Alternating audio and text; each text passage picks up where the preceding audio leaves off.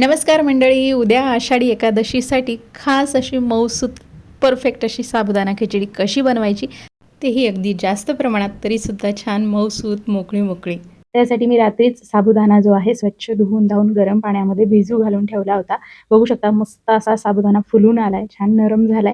साबुदाणा एकदा मोकळा मोकळा करून घ्यायचा आहे. त्यामध्ये आवडीनुसार लिंबाचा रस पिळून घ्यायचा, चवीनुसार मीठ घालून घ्यायचे, आवडीनुसार साखर. तर हे प्रमाण तुम्ही तुमच्या आवडीने कमी अधिक करू शकता. तर मी इथे 1.25 टीस्पून मीठ घातले, 1 टीस्पून साखर घातलेली आहे. लिंबाचा रस, साखर, मीठ हे सगळं साहित्य आधीच साबुदाण्यामध्ये घालून मिक्स करायचं, म्हणजे ते साबुदाण्यामध्ये छान मुरलं जातं. त्यानंतर इथे शेंगदाणे पण छान खमंग भाजून घेतलेत आणि जाडसर कूट त्याचा बनवून घेतला.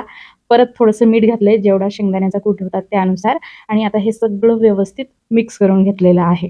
बघू शकता. आता फोडणीची तयारी. मस्त साजूक तुपामध्ये साबुदाण्याची खिचडी करायची, म्हणजे चवीला अप्रतिम लागते. घरामध्ये मस्त सुगंध दरवळतो.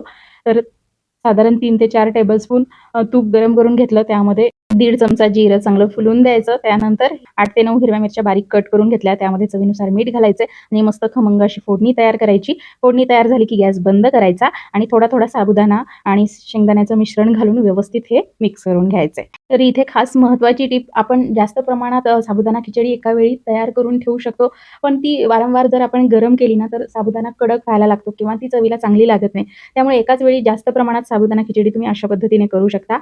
फोडणी तयार करायची आहे आणि त्यामध्ये साबुदाणा, शेंगदाण्याचा कूट घालून व्यवस्थित मिक्स करायचं. यावेळी गॅस बंद ठेवायचा. सगळं काही व्यवस्थित मिक्स झाल्यानंतर जेवढी खिचडी तुम्हाला गरम करायची आहे ना, तेवढीच भांड्यामध्ये ठेवायची आणि बाकीची खिचडी एखाद्या एअरटाईट डब्यामध्ये भरून फ्रीजमध्ये किंवा बाहेर ठेवू शकता आणि मनात वाटेल तेव्हा किंवा ज्याला कुणाला गरमागरम खायची आहे तेव्हा अगदी 5 मिनिटं आधी गरम करा. मस्त तिला वाफ द्या, परतून घ्या. अगदी झटपट तुमची खिचडी तयार होते. तर आता खिचडी अगदी परफेक्ट कशी शिजल्या जाते, तर साबुदाणा जेव्हा भिजतो तेव्हा तो पांढरा शुभ्र होतो, पण जेव्हा त्याला वाफ देतो ना आपण, तेव्हा तो ट्रान्सपरंट होतो, त्याचा रंग बदलतो. तर अशा पद्धतीने साबुदाणा झाला की मग समजायचं की आपली खिचडी छान झालेली आहे. तर इथे मी सगळ्याच प्रमाणामध्ये खिचडी शिजवून घेत आहे. तर जास्त प्रमाण होतं, अर्धा किलो साबुदाणा होता, पाव किलो शेंगदाणे होते. तर त्यासाठी या खिचडीला वाफ द्यायला, शिजायला 10 ते 12 मिनिटं लागले. अधूनमधून हलवायचंय आणि मंद आचेवर झाकण ठेवून खिचडी चांगल्या पद्धतीने शिजवून घ्यायची आहे. बघू शकता साबुदाण्याचा दाना छान असा शिजला गेलेला आहे, ट्रान्सपरंट झालेला आहे, अजिबात पांढरा दिसत नाहीये आणि खिचडी देखील छान मोकळी मोकळी झालेली आहे.